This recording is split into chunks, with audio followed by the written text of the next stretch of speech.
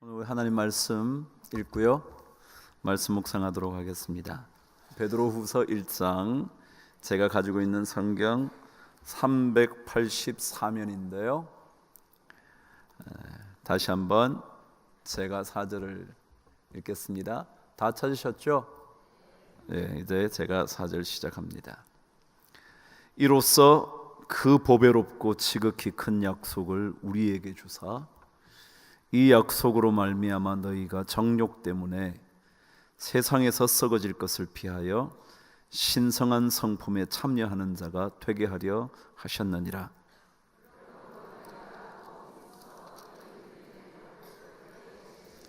지식의 절제를, 절제의 인내를, 인내의 경건을, 이런 것이 너희에게 있어 흡족한즉 너희로 우리 주 예수 그리스도를 알기에 게으르지 않고 열매 없는 자가 되지 않게 하려니와.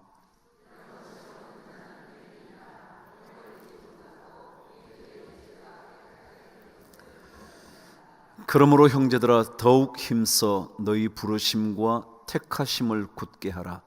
너희가 이것을 행한즉 언제든지 실족하지 아니하리라.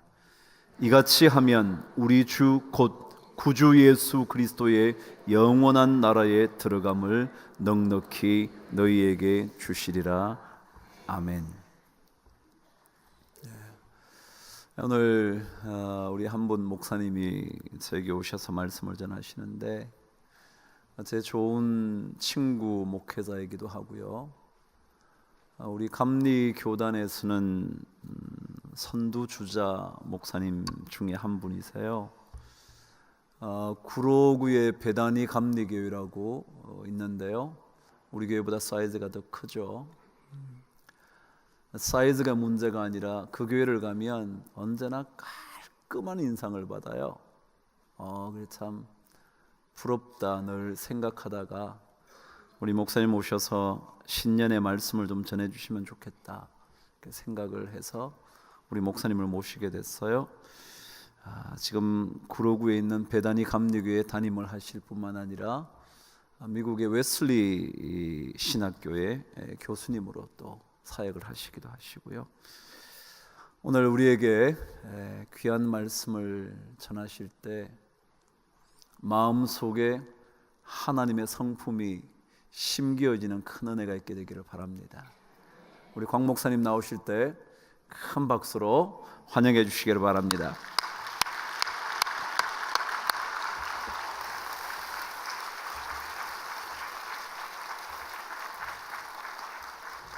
할렐루야. 귀한 자리에서 말씀을 전하게 됨을 하나님께 감사드리고 또 우리 황 목사님에게 진심으로 감사의 마음을 전합니다. 우리 황 목사님, 제가 이렇게 가깝게 지내는 것이 저에게는 얼마나 큰 기쁨인지 몰라요. 그리고 지난 이틀 전에 우리 교회 신년 집회에 오셔서 말씀 전하셨습니다. 얼마나 귀한 말씀을 잘 전해주셨는지 온 성도들이 정말 큰 은혜를 입었어요.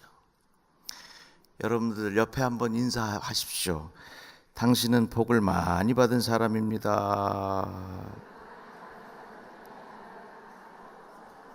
다 같이 아멘.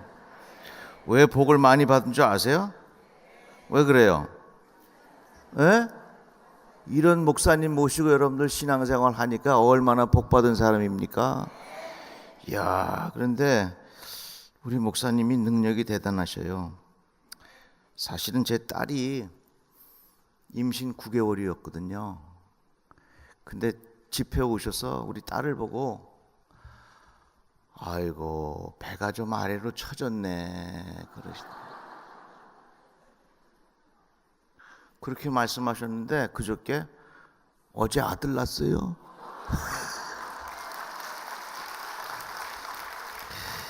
그래서 내가 야 우리 황 목사님 참 대단하시다. 어떻게 그냥 나올 생각도 안 하는 아이를 보고서 그냥 그래서 애가 다 나오고 말이죠. 그래서 내가 우리 황 목사님을 잊을 수가 없어요. 우리 강북제일교회가 여러 가지 어려움 중에 있었지만 그래도 잘 여러분들 이겨오시고 버텨오시고 우리 목사님 어려움 중에 있을 때에 위에서 같이 응원하고 같이 함께 기도하던 목사 중에 한 사람입니다. 그래서 난 황 목사님을 보면 참 존경스럽기도 하고요. 얼마나 감사한지 모르겠어요. 앞으로 여러분들 우리 강북제일교회가 황 목사님 중심에서 더 크게 부흥하고 아멘 좀 더 크게 했으면 좋겠어요. 좀 더 크게 부흥하고 한국교회에 큰 영향력을 미칠 수 있는 그런 교회가 되기를 주의 이름으로 축복합니다. 기도합시다. 하나님 감사합니다. 이 시간에 구별된 님을 바친 손길들을 주께서 기억하시고 저들의 삶이 예수 그리스도의 이름으로 복되게 하여 주시옵소서. 귀한 예물 속에 담겨져 있는 간절한 소원들이 있습니다. 하나님께서 들으시고 역사하여 주시옵소서. 가장 좋은 길로 인도하시는 하나님의 축복이 저들의 삶 속에 임하게 하여 주시옵소서. 살아계신 예수 그리스도의 이름으로 기도드리옵나이다. 아멘. 찬송가 411장에 보면 주 날개 아래 내가 사는 동안 이 보배를 빛내리라, 이 찬양이 있어요. 같이 한번 불러봅시다. 시작.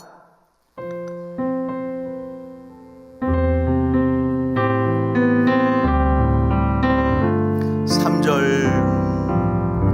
주 날개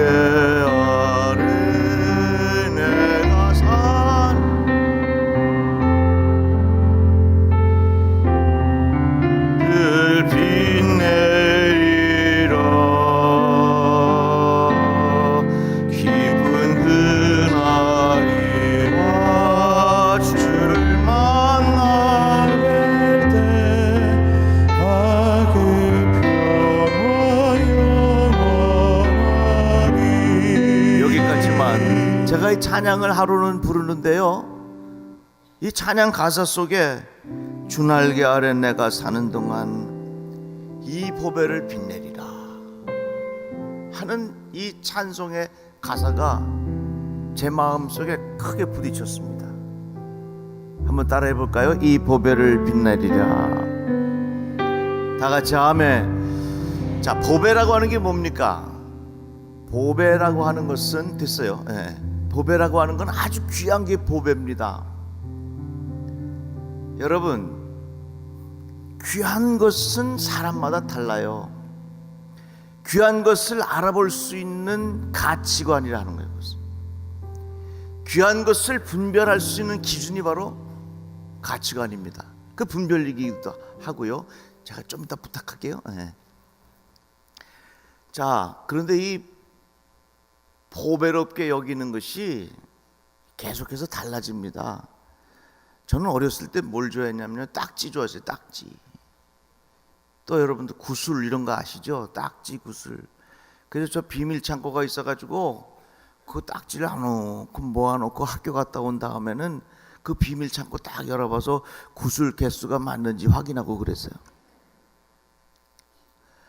그리고 딱지, 그거 얼마나 귀합니까?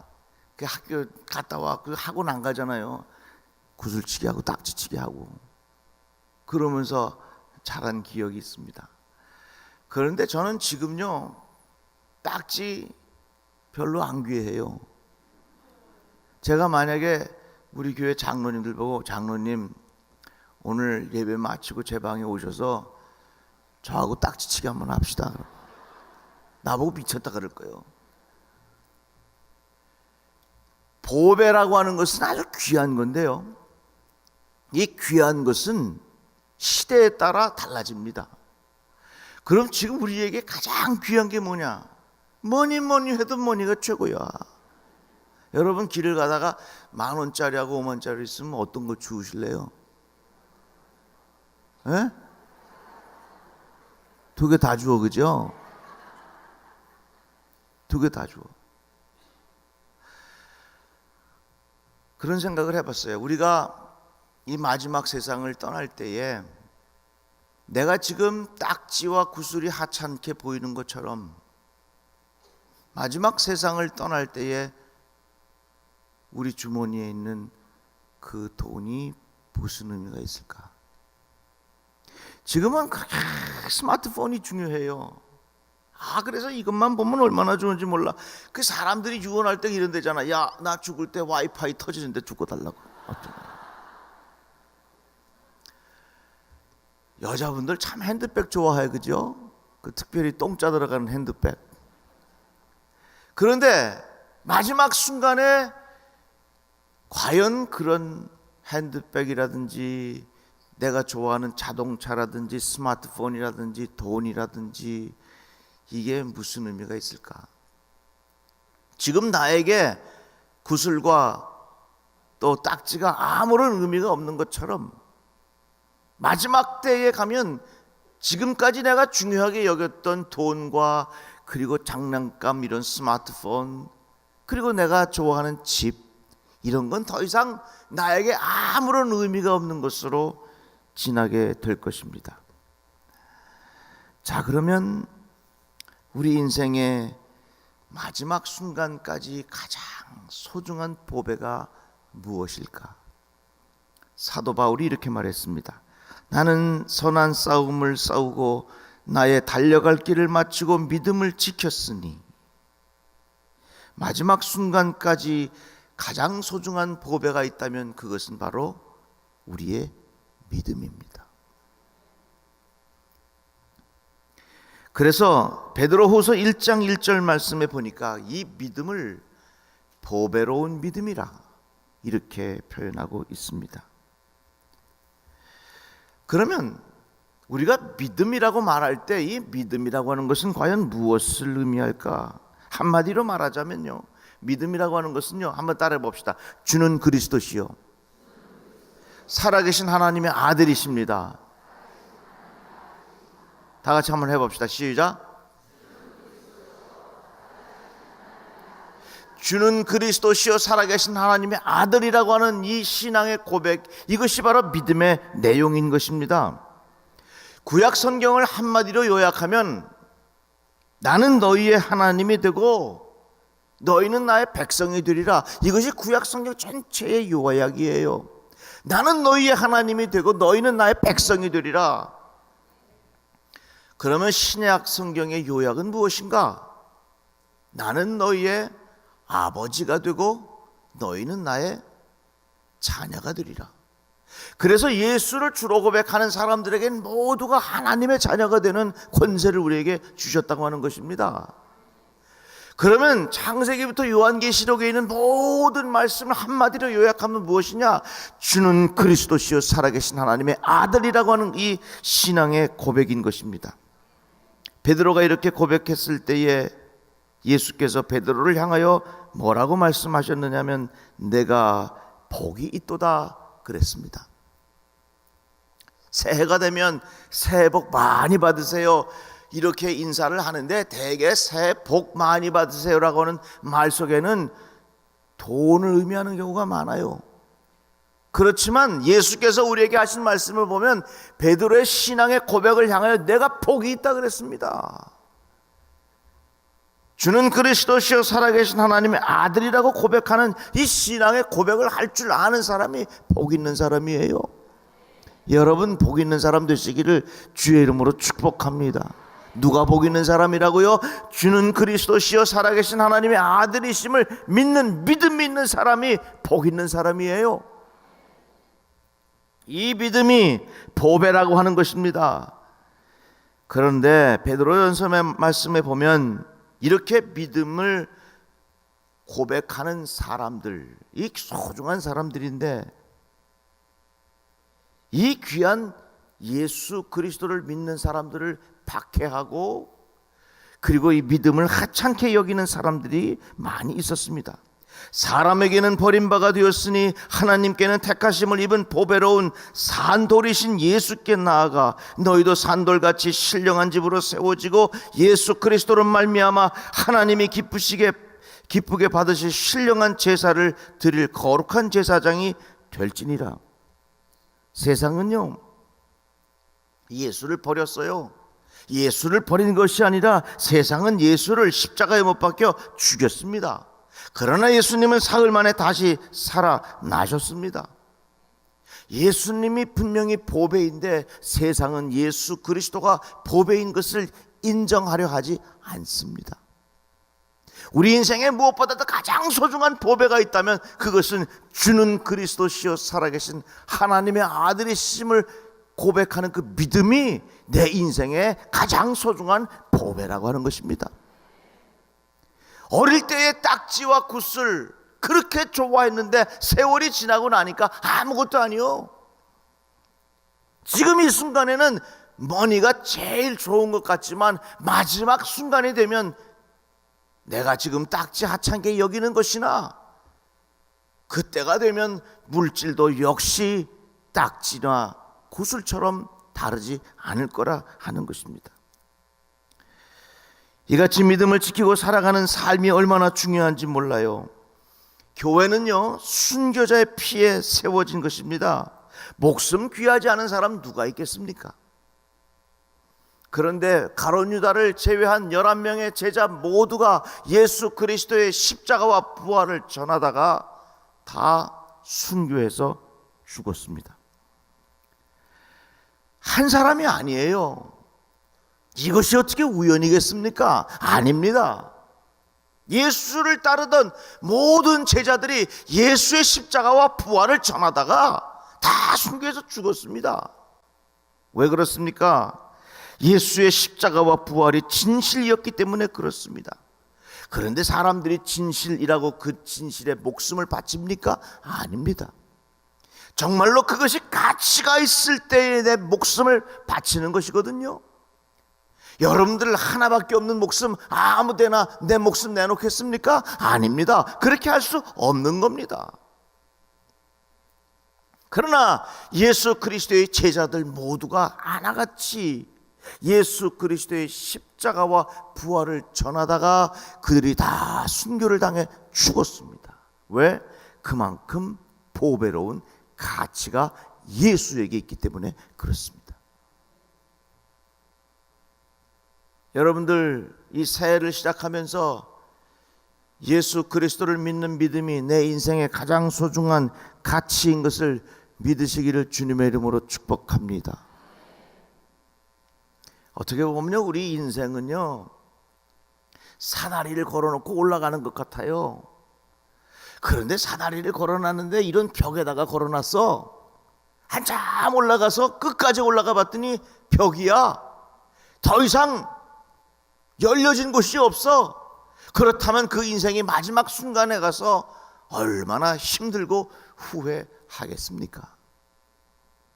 그러나 예수 그리스도에게 내 인생의 사다리를 딱 걸쳐놓고 살아가면 예수를 위하여 점점 가까이 가다가 보면 마지막 순간에 가서 하늘의 문이 열려지는 귀한 역사가 우리의 삶 속에 일어나게 될 줄로 믿습니다.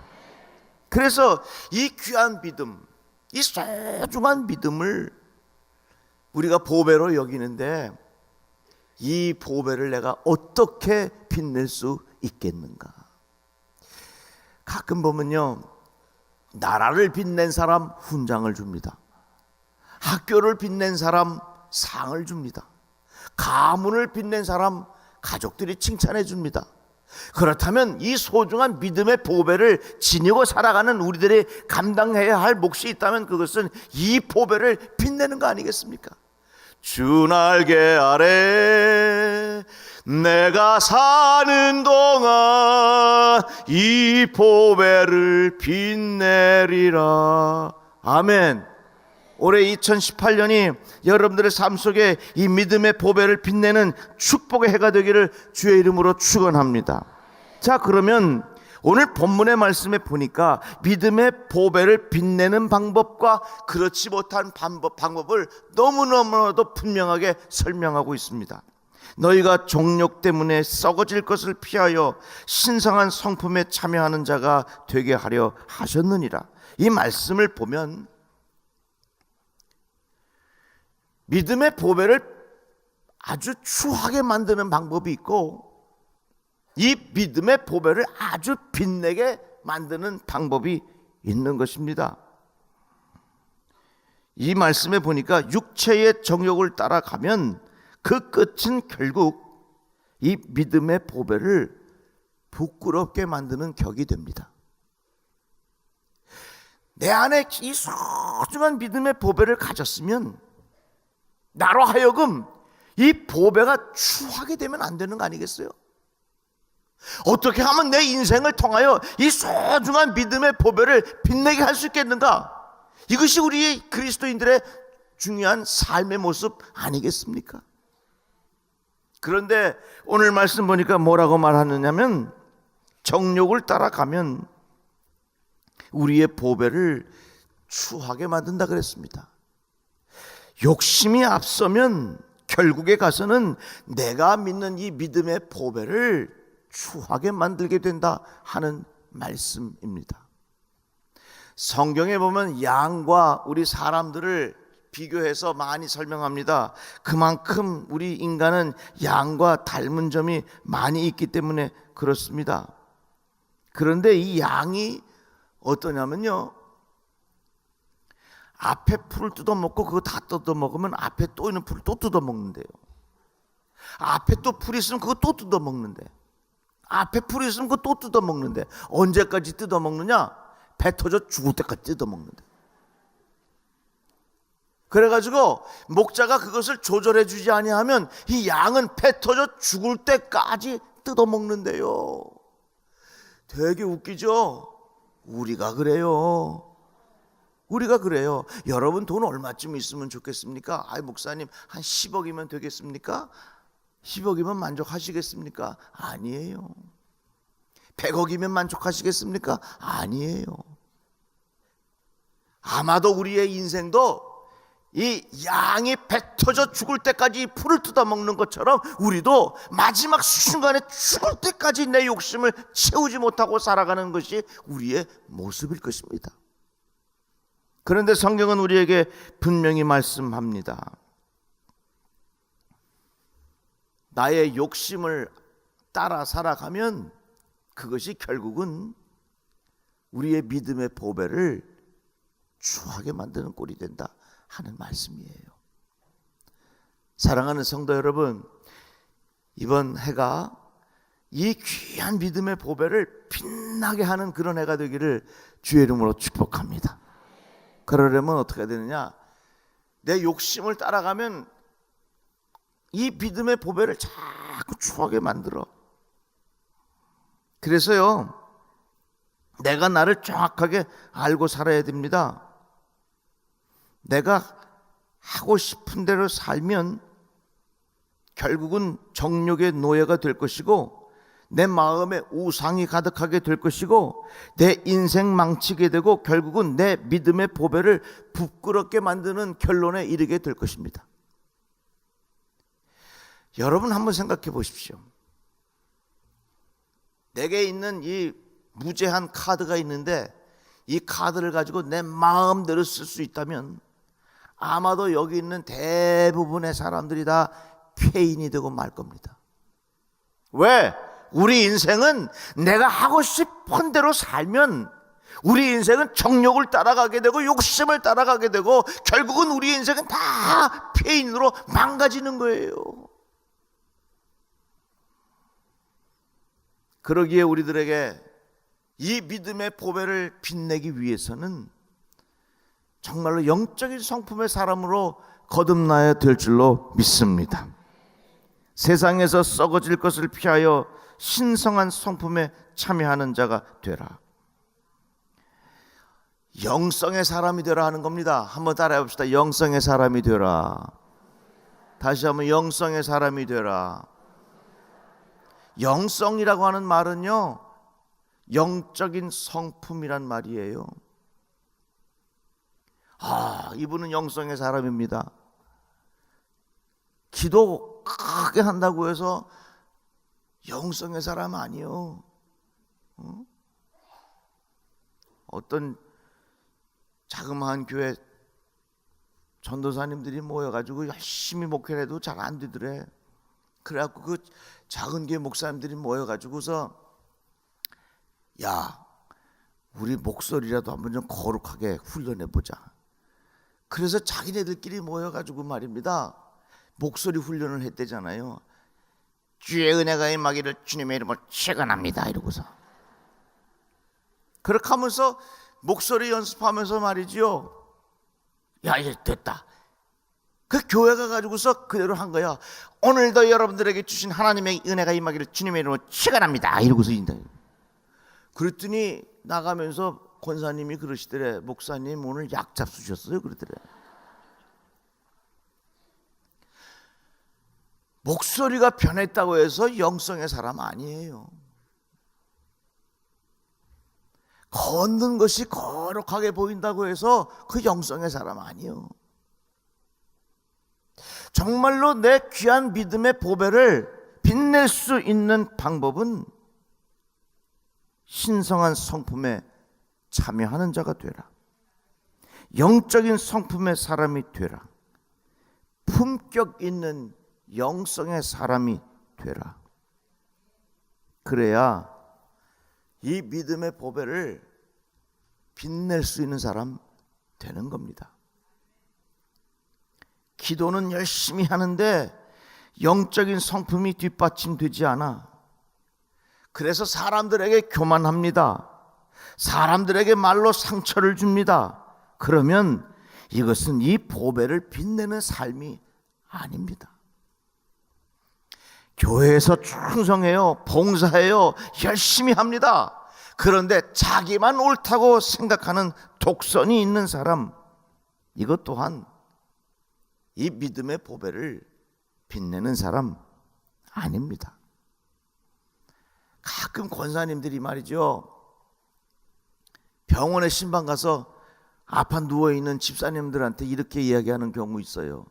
아이고, 이 집사 이번 기회에 하나님 앞에 기도하고 잘못한 거 있나 잘 좀 찾아봐. 낱낱이 하나님 앞에 회개하고 거듭나서 퇴원했으면 좋겠어. 그 말은 맞지. 말은 맞지만 그 말이 그 병상에 누워있는 집사님에게 깊은 상처가 되는 거예요. 이건 영성의 성품이 아니에요. 말은 맞지만 믿음의 보배를 빛내는 경우가 아니라는 거예요. 새해를 시작하였는데 여러분들 이 새해에 하나님 나로 하여금 이 귀한 믿음의 보배를 빛내게 하여 주시옵소서. 이 보배를 빛내리라 하는 새로운 각오와 결단이 여러분들에게 있기를 주님의 이름으로 축복합니다. 자, 그러면 영성의 성품이 무엇일까? 오늘 본문의 말씀 보니까 이렇게 표현합니다. 믿음의 덕을 더하라. 한번 따라해 봅시다. 믿음의 덕을 더하라. 다시 한번 믿음의 덕을 더하라. 덕이라고 하는 겁니다. 아이, 떡은 알겠는데 덕은 뭐요? 덕이라고 하는 것은요, 너그러운 마음이 덕이요. 다 같이 아멘. 덕만 있고 재주가 없으면 불량품이고, 이런 글이 있더라고요. 재주만 있고 덕이 없으면 독약이며 덕과 재주를 겸비해야 명품이다. 제가 이 글을 읽고 이렇게 한번 바꿔보았습니다. 덕은 있는데 능력이 없으면, 덕은 있어 근데 능력이 없어, 뭔 얘기인지 아시겠죠? 아주 덕은 있어서 사람은 좋은데 능력이 없어, 이건 그냥 착한 사람이야. 반대로 능력은 있는데 능력이 있어 근데 덕이 없어, 이런 사람은요 나쁜 사람 될 가능성이 아주 많은 사람이에요. 덕은 있는데 능력이 없는 사람은 어떤 사람이라고요? 그냥 착한 사람이요. 능력은 있는데 덕이 없어. 지금 나쁜 사람이 아니다 할지라도 이런 사람은요 나쁜 사람이 될 가능성이 아주 많은 사람이에요. 그러나 능력도 있고 덕이 있으면 그런 사람이 바로 품격 있는 사람이에요. 이제는 이 품격 있는 그리스도인들이 꼭 필요한 시대예요. 다 같이 아멘. 다 같이 아멘. 나만 하나님과의 관계 속에서 내 믿음이 깊어졌다. 그것도 필요합니다. 이제는 어떻게 하면 이 귀한 믿음의 보배를 나의 삶을 통하여 더 빛나게 할 수 있겠는가? 능력도 있으면서 덕 있는 그리스도의 삶을 살아갈 수 있겠는가? 2018년을 시작하면서 여러분들 너그러운 마음이 있기를 주님의 이름으로 축복합니다.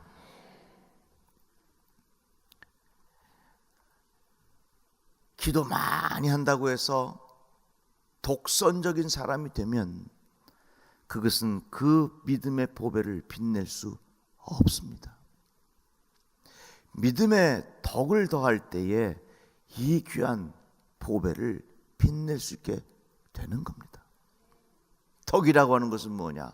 허물을 잘 덮어주는 마음의 자세. 이러한 마음이, 이러한 풍요로운 마음이 여러분들에게 있기를 주님의 이름으로 축복합니다. 사실은요, 전 목회하면서 실수를 많이 해요.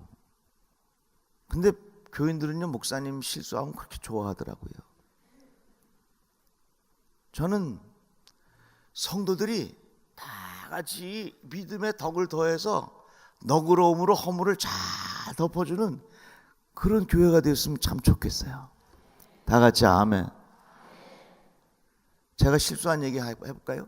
많아요. 오래전에, 요즘은 돌예배 안 가지만, 돌예배도 안 드리지만 잘 돌예배를 갔어요. 그때는 무슨 뷔페가 아니라 집에서 미역국 끓이고 돌떡해서 먹던 그런 때입니다.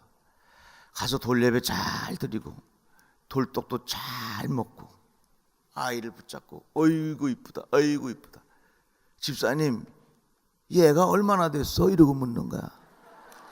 돌떡을 다 먹고. 그럼 내가 얼마나 바보 같아. 우리 교인들 중에서도 연립주택에 사는 사람들이 많아요.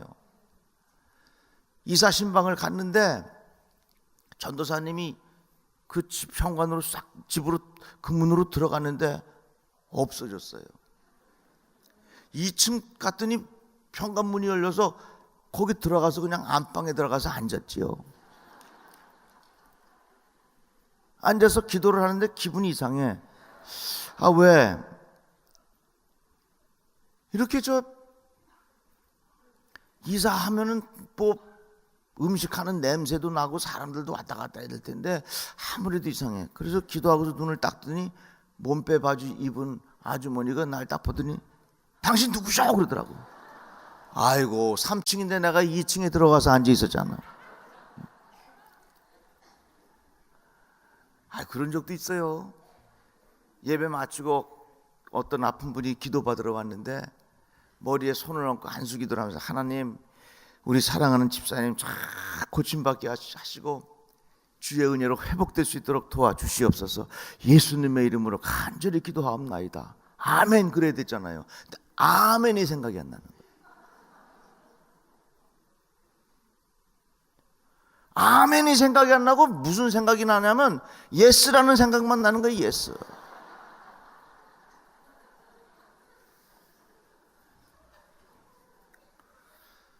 그래가지고 예수님의 이름으로 간절히 기도하옵나이다. 오 예스 이러고 있었다.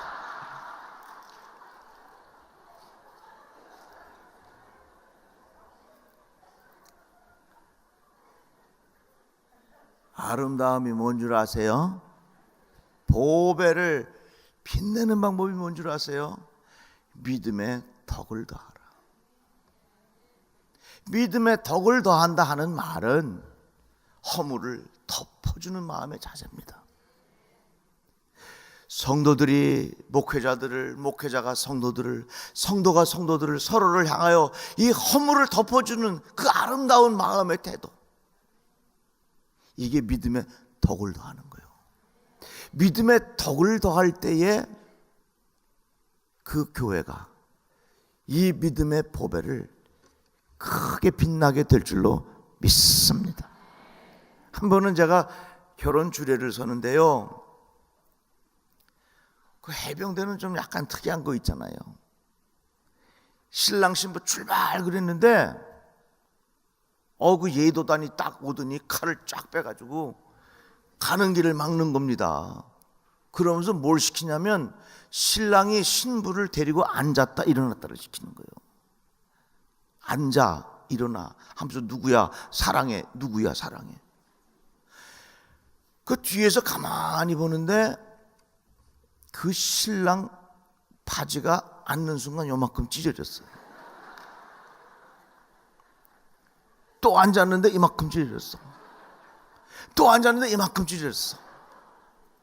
뒤에서 나 혼자 보기에는 너무너무 아까운 광경이 벌어지고 있는 거예요. 그런데 앉았다 일어났다 하다가 보니까 바지가 치마가 돼가지고 그 결혼식장에 있었던 모든 사람들이 다 깔깔대고 웃는 겁니다. 이제 끝나고 나서 출발하는데 신부가 어떻게 된 줄 아세요? 그 웨딩드레스를 쫙 펴가지고 그 신랑의 찢어진 바지를 쫙 휘감아가지고서 그 예식장을 쫙 나가더라고요. 이야, 너무너무 아름다운 거야. 저는 그때 웨딩드레스가 넓은 이유를 그때 알았어요.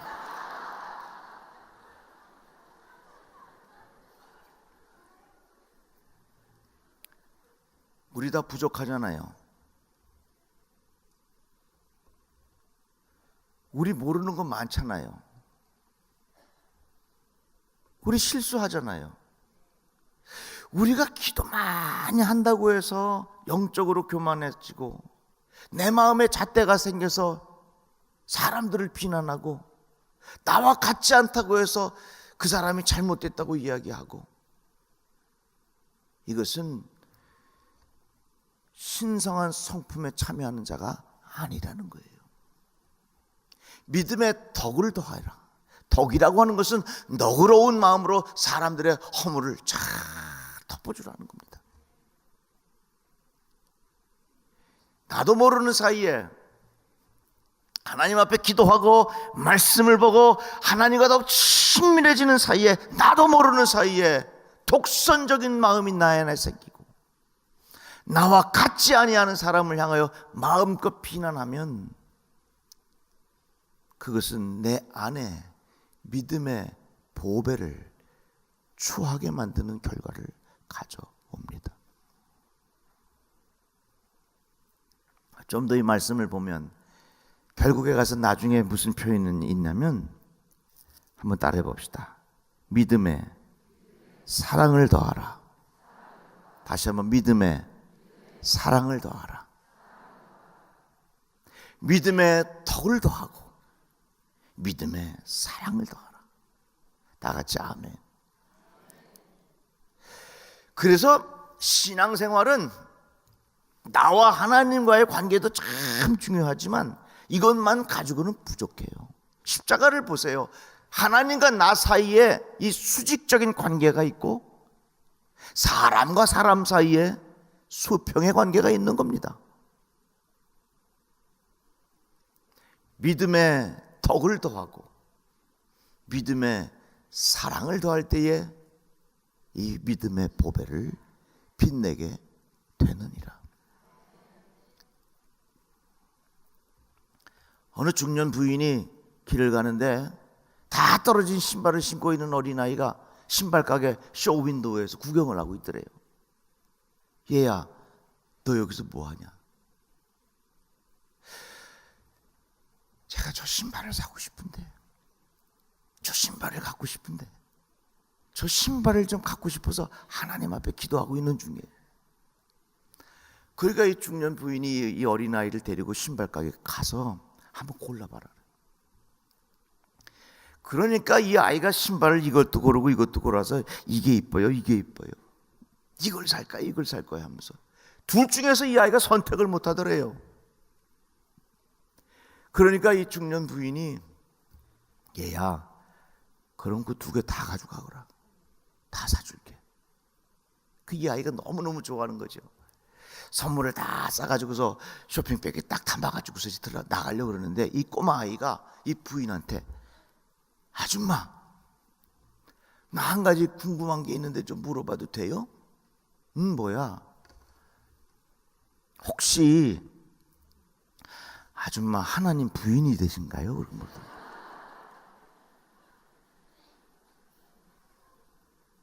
혹시 아줌마 하나님 부인이신가요? 그 어린아이는 그 과정을 통해서 하나님의 임재를 경험한 겁니다. 나도 모르는 사이에 믿음 생활을 하면서 믿음의 덕을 더하지 못하고 믿음의 사랑을 더하지 못하니 이 귀한 믿음의 보배를 빛내지 못하는 경우가 얼마나 많았습니까? 새롭게 시작된 이 한 해 여러분들의 삶이 이 믿음의 보배를 빛낼 수 있는 축복의 시간 되기를 주의 이름으로 축원합니다. 우리 아까 그 찬양 우리 3절 같이 부르고 기도합시다.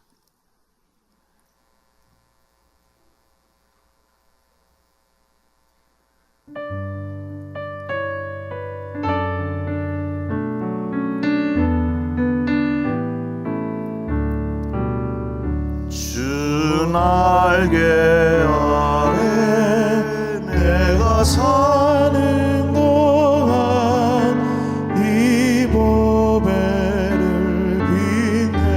빛내리라. 기쁜 그날이 와 주를 만나 뵐 때 아 그 평화 영원하리. 다시 한번 주 날개 아래 주 날개 아래 내가 사는 동안 이 보배를